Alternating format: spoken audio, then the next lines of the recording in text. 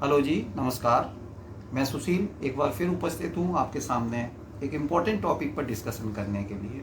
अभी कुछ लोगों से मिलने के बाद मैंने पाया कि वो लोग बोलते हैं कि हमने तो एसआईपी स्टार्ट किया था या हमने तो म्यूचुअल फंड लिया था, हमें लॉस हुआ और हमने बंद कर दिया। मैंने फिर इस टॉपिक पर कुछ समझने की कोशिश की और मैंने कुछ पॉइंट नोट किए। तो मैंने सोचा कि मैं अपने लोगों के साथ इसको शेयर करता हूँ। तो इन्वेस्टमेंट की तो जो साइकिल होती है, मान लीजिए हम कोई भी इन्वेस्टमेंट का टूल पकड़ते हैं, उसकी साइकिल तो ऐसे ही चलेगी। वो तो अप्स भी होगा, डाउन भी होगा, अप्स भी होगा, डाउन भी होगा। तो हमको अपने रिस्क को या अपने लॉसेस को कैसे बचा सकते हैं या अपने गेन को कैसे बढ़ा सकते हैं।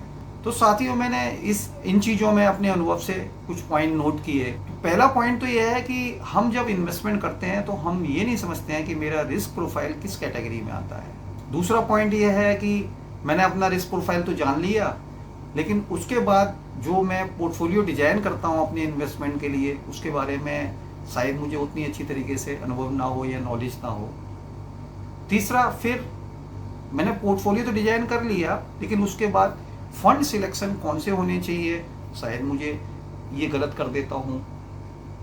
तो इन तीन फैक्टर पे अगर हम एनालिसिस करते हैं और समझने की कोशिश करते हैं तो अपने पोर्टफोलियो पर हम अपने रिटर्न्स भी बढ़ा सकते हैं और अपने रिस्क को भी कम कर सकते हैं। तो जब हम बात करते हैं अपने रिस्क प्रोफाइल की कि भाई मैं अपना रिस्क प्रोफाइल कैसे समझ सकता हूँ, तो रिस्क प्रोफाइल को समझने के लिए हमको अपने आप से 5 क्वेश्चन करना चाहिए। उसके अंदाज पर या उसके आधार पर हम ये समझ सकते हैं कि मैं किस कैटेगरी के रिस्क प्रोफाइल में आता हूँ। पहला क्वेश्चन हमको अपने आप से करना चाहिए, क्या मैं मार्केट की साइकिल को समझता हूँ। अब कोई बोलेगा कि मैं तो जानते ही नहीं कि मार्केट की साइकिल क्या है, क्या साइकिल है। ऐसे कस्टमर को हम या उसको अपने आप को कंजर्वेटिव कैटेगरी में समझना चाहिए कि वो मार्केट की साइकिल को ही नहीं जानता है। दूसरा कस्टमर बोलेगा हाँ हमने पैसा लगाया था, बढ़ा, फिर उसके बाद कम हो गया, मतलब एक आध साइकिल देखा है। तो ऐसे कस्टमर को अपने आप को मॉडरेट कैटेगरी में इंस्टॉल करना चाहिए, स्टैंड करना चाहिए। तीसरा कस्टमर बोलेगा भैया हम तो बहुत ऊपर देखा, नीचे देखा, कोविड भी देखा है हमने, और हमने उसके बाद भी देखा और पिछले साल से भी देख रहे हैं, हम तो 2-3 साइकिल देख चुके हैं। तो जो कस्टमर 2-3 साइकिल देख चुका है, यानी कि इन्वेस्टमेंट 7-8 साल 10 साल से कर रहा है मार्केट को, इस कस्टमर को हम एग्रेसिव कैटेगरी में रख सकते हैं। वो कस्टमर अपने आप को एग्रेसिव कैटेगरी का रिस्क प्रोफाइल का समझ सकता है। और सेकेंड क्वेश्चन हमको अपने आप से ये करना चाहिए कि हमारा इन्वेस्टमेंट हॉराइजन कितना है, यानी कि हम कितने साल के लिए पैसे को अपना रोकना चाह रहे हैं। अगर हमारा 5 साल से कम का इन्वेस्टमेंट हॉराइजन है तो हम कंजर्वेटिव कैटेगरी के कस्टमर हैं, और हमारा अगर इन्वेस्टमेंट हॉराइजन 5 से 7 साल है तो हम मॉडरेट कैटेगरी के रिस्क प्रोफाइल में आते हैं। और हमारा इन्वेस्टमेंट हॉराइजन अगर 7-8-10 साल से ऊपर है तो हमको अपने आप को एग्रेसिव कैटेगरी का कस्टमर समझना चाहिए। तीसरा क्वेश्चन हम अपने रिस्क प्रोफाइल को जज करने के लिए अपने आप से करेंगे कि यदि मार्केट गिरता है तो हम क्या करते हैं। यदि हम मार्केट गिरने पर बेच देते हैं तो हम कंजर्वेटिव कैटेगरी में आते हैं, और यदि मार्केट गिरता है तो हम इन्वेस्टेड रहते हैं, पड़े रहते हैं, तो हमको अपने आप को मॉडरेट कैटेगरी का रिस्क प्रोफाइल का कस्टमर समझना चाहिए।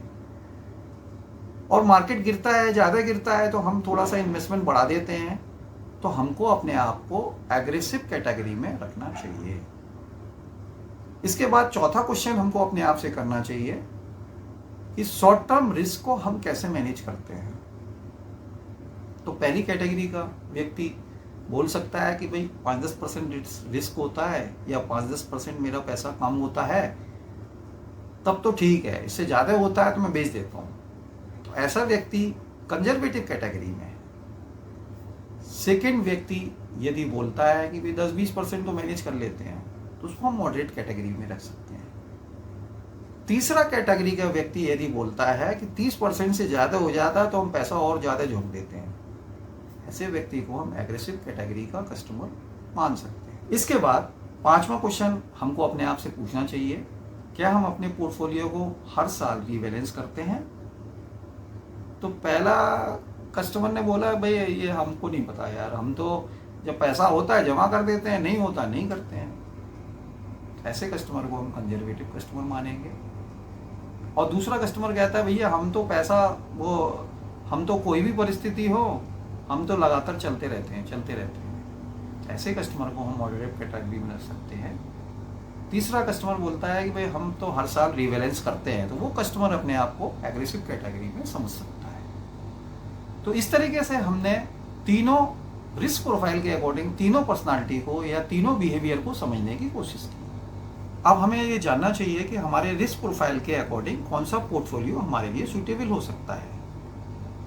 तो इसको हम एक पोर्टफोलियो को डिजाइन करते हुए और एक एग्जाम्पल से समझने की कोशिश करते हैं। तो हमने देखा कि हमने जो कंजर्वेटिव कैटेगरी है उसके लिए जो पोर्टफोलियो डिजाइन किया, उसमें 50% पैसा बैलेंस एडवांटेज कैटेगरी में, 30% पैसा एग्रेसिव हाइब्रिड कैटेगरी में और 20% पैसा लार्ज कैप फंड में लगाने की कोशिश की। सेकेंड कैटेगरी जिसको हम मॉडरेट कैटेगरी बोलते हैं, उसमें 50% पैसा हमने लार्ज कैप में, 10% पैसा मिड कैप में, 10% पैसा स्मॉल कैप में, 20% पैसा फ्लेक्सी कैप फंड में और 10% पैसा इंटरनेशनल इक्विटी फंड में लगाने की कोशिश की। और तीसरी कैटेगरी जो एग्रेसिव कैटेगरी है, इसमें हमने 30% पैसा स्मॉल कैप में, 30% पैसा मिड कैप में और 20% पैसा हमने थीमेटिक या सेक्टोरल फंड में। अब 10% हमारा जो बचा है लार्ज कैप में लगाया, 10% हमने इक्विटी इंटरनेशनल इक्विटी में लगाया।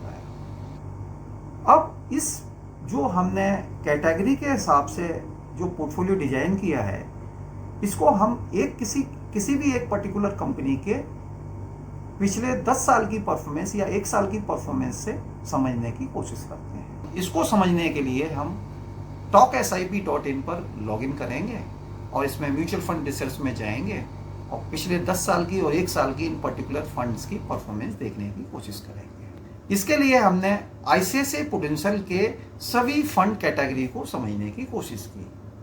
हमारा आईसीआईसीआई के इन्वेस्टमेंट के लिए कोई रिकमेंडेशन नहीं है या हमारा कोई कहना नहीं है कि आप इन फंड को लो। ये तो एनालिसिस हमने केवल एक एजुकेशन पर्पस से लिया हुआ है और हमने समझने की कोशिश की है कि अगर हमारा इस पोर्टफोलियो के अकॉर्डिंग इन्वेस्टमेंट होता तो क्या ट्रेंड होता।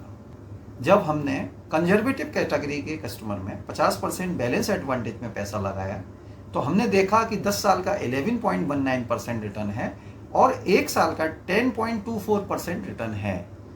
इसी तरीके से आईसीआईसीआई का एग्रेसिव हाइब्रिड फंड जो इक्विटी एंड डेब्ट फंड के नाम से आता है, उसका 10 साल का एवरेज रिटर्न 15.97 और 1 साल का रिटर्न 10.87% है।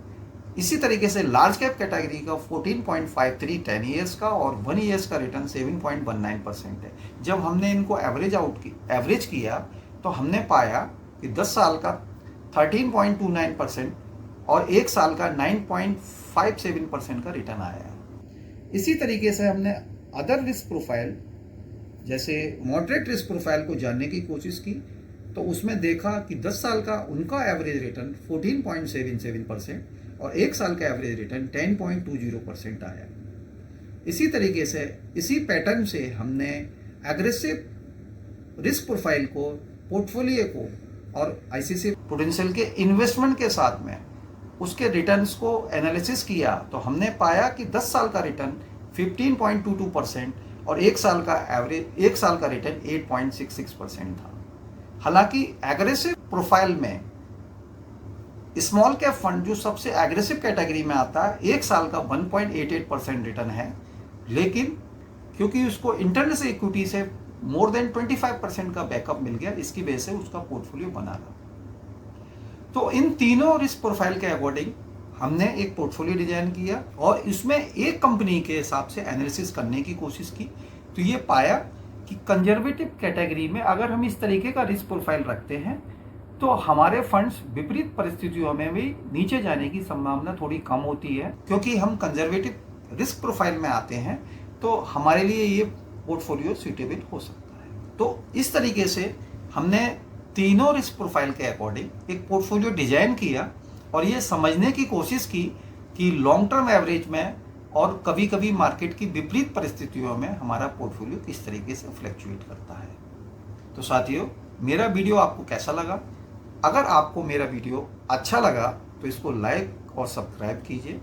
यदि आपके दिमाग में कोई इससे रिलेटेड आपके दिमाग में कोई क्वेरी है तो आप मुझे व्हाट्सएप पर या इंस्टाग्राम पर लिख सकते हैं, मैं उसको अटेंड जरूर करूँगा। धन्यवाद।